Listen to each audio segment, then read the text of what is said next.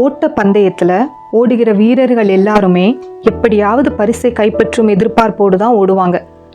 ஆனா அவங்க லெக்கை எட்டிய பின்புதான் வெற்றிங்கிற முடிவு அவங்களுக்கு தெரியும். ஆனா நமக்குன்னு நியமிக்கப்பட்டிருக்கிற ஓடுகளத்துல ஓடிக்கொண்டிருக்கிற நமக்கு வெற்றிங்கிற முடிவை நோக்கி முன்னேறி கொண்டிருக்கிறோம் அப்படிங்கிறது இறுதியில் அல்ல, இப்பவே தெரியும். வெற்றி அடைய வாய்ப்பே இல்லை அப்படிங்கிறது மாதிரி தற்சமயம் நம்மளுக்கு தோன்றலாம். நான்லாம் எப்படி வெற்றி பெற முடியும் அப்படிங்கிறது ஒரு புரியாத புதிரா இருக்கலாம். ஆனால் தேவன் ஆயத்தப்படுத்தி இருக்கிற வெற்றியை நோக்கி ஓடிக்கொண்டிருக்கிறோங்கிறதுனால சந்தேகமே இல்லாம எதிர்பார்ப்போடு ஒவ்வொரு நாளும் நம்ம முன்னேறுவோம். நம் பெயரில் வெற்றி கொடி பறந்து கொண்டிருக்கிறது அப்படிங்கிற நிச்சயத்திற்குரியவர்கள் நாம தான். அதற்கு எடுத்துக்காட்டாய் வேதத்திலிருந்து யோசபாத்தோட கதையை இன்னைக்கு உங்க முன்னாடி நிறுத்த விரும்புகிறேன்.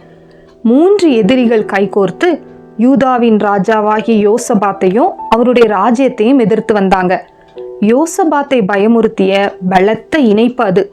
எதிரிகளை மேற்கொள்வது சவாலாய் இருந்த அந்த கட்டத்துல ராஜாவும் மக்களும் தங்களோட வல்லமையோ பராக்கிரமத்தையோ நம்பல. தேவன் சகாயம் செய்யும்படி அவரை தான் தேடினாங்க. மறுநாள் யுத்த களத்துல முன்ன சென்றது ஆயுதம் அணிந்த இராணுவ சேனை இல்லைங்க, அதை வழி நடத்தினது துதி ஆயுதம் அணிந்த துதி சேனை.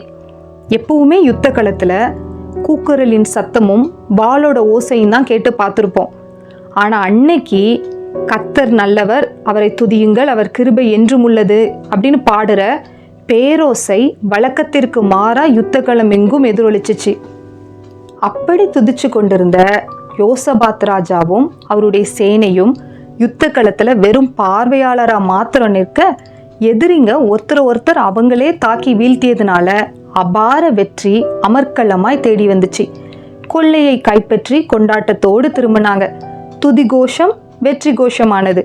துதி ஆரவாரத்துல துவங்கிய யுத்தம் வெற்றி ஆரவாரத்துல முற்று பெற்றது. இன்னைக்கு நம்மளுடைய சூழ்நிலை எதுவா இருந்தாலும் நான் எப்படி இதுல வெற்றி எடுப்பேன் அப்படின்னு நம்ம பதறாம எப்படியும் வெற்றியே என்ற நிச்சயத்தோடு நடப்பு சூழல்ல குடும்பமாய் குழுவாய் நம்ம துதிக்க துவங்குவோம். துதி நம்மோட தொனியானால் தேவன் நமக்காக யுத்தம் பண்ணுவதன் விளைவாய் வெற்றி முழக்கம் நம் தொனியாகும்.